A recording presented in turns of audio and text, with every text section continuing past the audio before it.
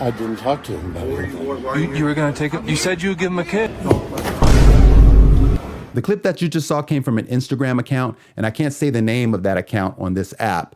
But basically, these types of video clips are all over social media where a person will think that they're speaking to a specific type of individual on a dating app. And I need you to use your discernment here, okay?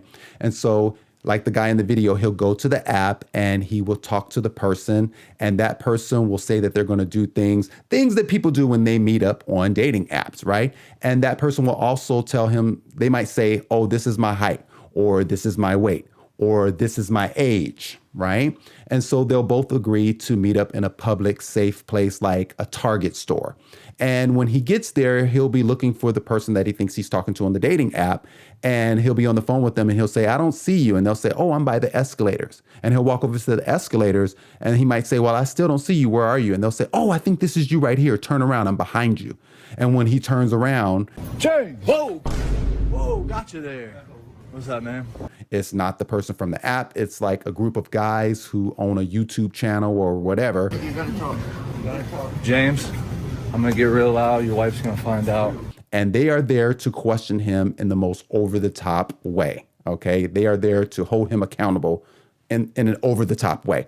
And the reason why I showed you that video clip is because I want you to understand the dichotomy between how men on the street are treated as opposed to men on the island. So I'm gonna show you what you came here for, which is Virginia's interview with 60 Minutes Australia. And she's gonna explain how the legal system is not really the law, rather the island is the law. Let's go. I mean, some of the first words out of their mouth was telling me who they are and how powerful they are. I don't remember when the conversation came up. It was very early on in knowing them, but he, tells me he owns the Palm Beach Police Department.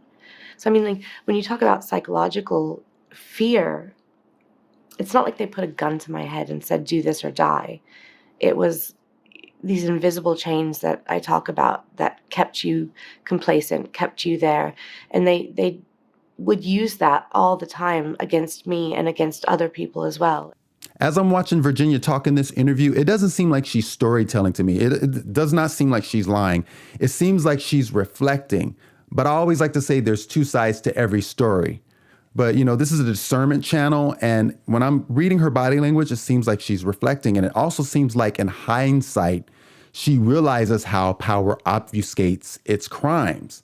I mean, can you imagine someone telling you that they own the Palm Beach Police Department? And later on, she said, as she walked around his house, he was standing in pictures like hugging the Pope and standing with powerful people. You could walk into Jeffrey's house and you'd see pictures of him shaking hands with the Pope in the pictures, or pictures of him with just world leaders that, you recognize even as a kid because they're all over TV. And so he's letting her know early on that if you try to challenge me, you're going to be completely isolated. There's no one to run to, because who's going to challenge him if he has that type of power? But I've never done this. I've never done this. You're saying that while you're literally in the hot seat. That video was from a YouTube channel called Scaling Up Catches Official, and they're much more laid back as far as I've seen than the video that I played in the beginning. But, it's going back to what I was talking about in the beginning, this dichotomy between how swift we are morally with the common man as opposed to really powerful people. But let's continue. It was the elite of the world. It was the people who run the world. It was the most powerful people in the world. And those are our leaders. Those are the people that we are supposed to look up to. It's corrupt. It's corrupt to the core. So the interviewer asked her, what types of people did the man on the island have you on the freeway with in a traffic jam? And you're using your discernment to figure out how I paraphrase that question. And so her response was powerful people, and the system is corrupt to its core. So that means to me that the legal system has a moral bandwidth, which it shouldn't. And it reminds me of the movie The Little Mermaid. This might sound like a bad example, but it really is the perfect example. If you recall that movie, there's a villain. Her name is Ursula. She's this big octopus.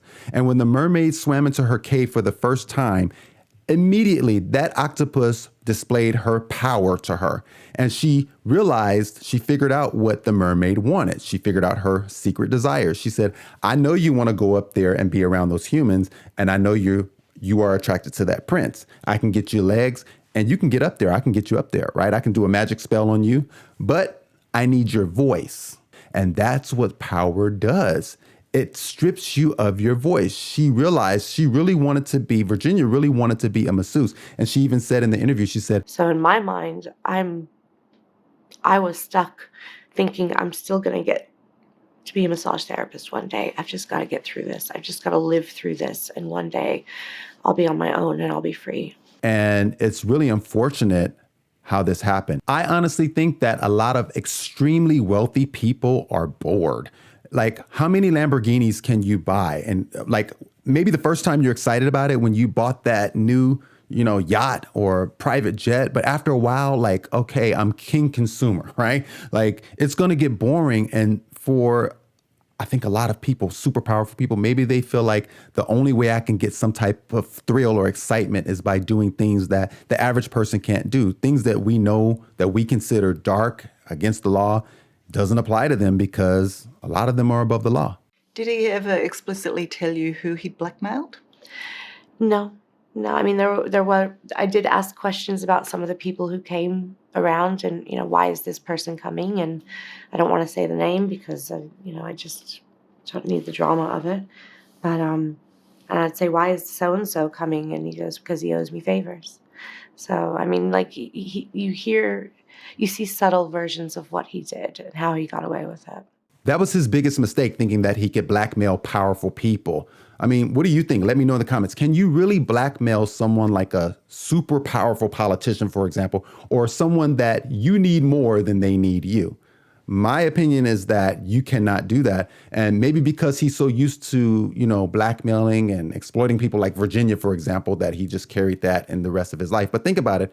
Who went to prison? I don't know any powerful person that has gone to prison because of this, but we do know who went to prison, right? And my question is, what makes powerful people more afraid? What are they more afraid of? Is it the legal or moral accountability, or both, or neither? Let me know in the comments. And what makes the common man more afraid? Is it legal or moral accountability, both or neither? Powerful people can play possum whenever they commit a heinous act in society. Whereas the guys that I showed in the beginning of this video on that clip, a lot of them didn't even commit the act itself, but they had the intent to do it and they were still punished in the worst possible way. And so when you have a hierarchical system like we do, where someone is at the top and they hold a lot of power over the people in the legal system, this is what you get. I know the truth and they know the truth, and the truth will come out. James! Whoa, got you there. What's up, man? Does your wife know you're... Simply put, I stand by my court documents. But I've never done this. I've never done this. You're saying that while you're literally in the hot seat. Make sure you like this video and subscribe to this channel for more content like this.